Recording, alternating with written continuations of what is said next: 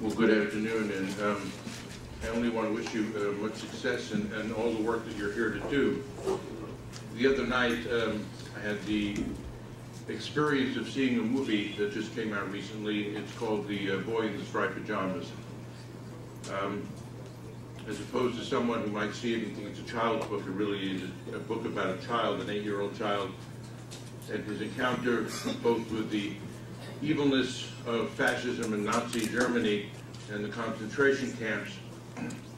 And certainly what we witnessed during World War II with the Holocaust was the most rampant and most destructive form of a government abdicating its position of humanity and abdicating its position of tolerance to the exact opposite of absolute destruction. Certainly we have to be vigilant, we have to be organized, and that's really the key to what the Jewish community has been able to achieve in America. When my grandparents came from Russia in the turn of the last century and decided to come to the United States as a way of achieving some sort of freedom from persecution, it was only through the community coming here and organizing itself over the past 100 and some odd years of forming the kind of organizational structure that you are putting together right now and you have in front of you, speaking to government, exercising your rights as Americans, exercising your rights as world citizens, certainly, but being a part of a structure that could fully participate within American democracy and moving American democracy towards its natural and its natural movement and its goals of ensuring that not only the Jewish community was going to receive the tolerance that it required, because although I don't wear a turban, I do wear a head covering. And many people from my community dropped a head covering coming to America because it was a symbol of intolerance. It was a symbol of destruction. It was a symbol that someone had the right to pick on us, or someone had the right to kill us in the old country. Coming to America, we carried with us that fear and anxiety, but becoming, and for much of the generations that followed, at least for the first 2 generations of America, many people simply didn't wear it. They simply didn't wear it because they were afraid of being persecuted. However, we have taken it back on as a symbol, many people in the community, whether we're religious or not. It becomes a symbol of our connectiveness to our history and our tradition and our religion. And we have, and as I said before, what we need to do is we need to participate fully within the context of the American democratic system. I know you had a councilman here before, and we have been very strong in making sure that we vote and we are part of the system. And when we see something happen within the system that is incorrect, that we confront the hatred, we confront the intolerance immediately, but jointly, as a point of unity. And only by confronting hatred and intolerance can we prevent what happened to that 8-year-old boy that wore striped pajamas in the most horrible conditions within Nazi Germany. But when we don't confront hate and intolerance, and we allow it to run rampant within our society, and we don't join hands with the others that are experiencing discomfort or persecution within the context of our society, or any society anywhere, it can lead to that kind of destructiveness. It can lead to that kind of situation.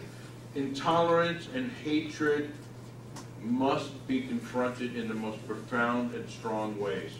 It must be confronted legally, obviously. It must be confronted within the cause of law. And when the cause of law, obviously, I know that what the Sikh community is experiencing right now is not something that is answering us in a satisfactory way. We must organize and go back again. It didn't happen overnight. The kind of organizational structure that we developed here in America did not happen overnight. It has taken literally a century to get to the point where we are now. But it's only through being consistent and persistent in our work of confronting these kinds of issues in America or anywhere else. It's only being consistent and persistent in confronting them in unity with others, and when we see the pain of others, standing by them. So that is just one small piece of advice or help that we can lend to the Sikh community here in America, and we work very closely with the Sikh community, certainly here in New York. The Jewish Community Relations Council is an umbrella group for 62 major Jewish organizations in the New York area. The advice is organize. Organize, organize, organize. Be there, be present, and participate within the context of the system, and make the system work. And when it doesn't work, go back again and try again. One has to be persistent in our ability to make the system work. It has been our experience, and it has worked fruitfully for us in America.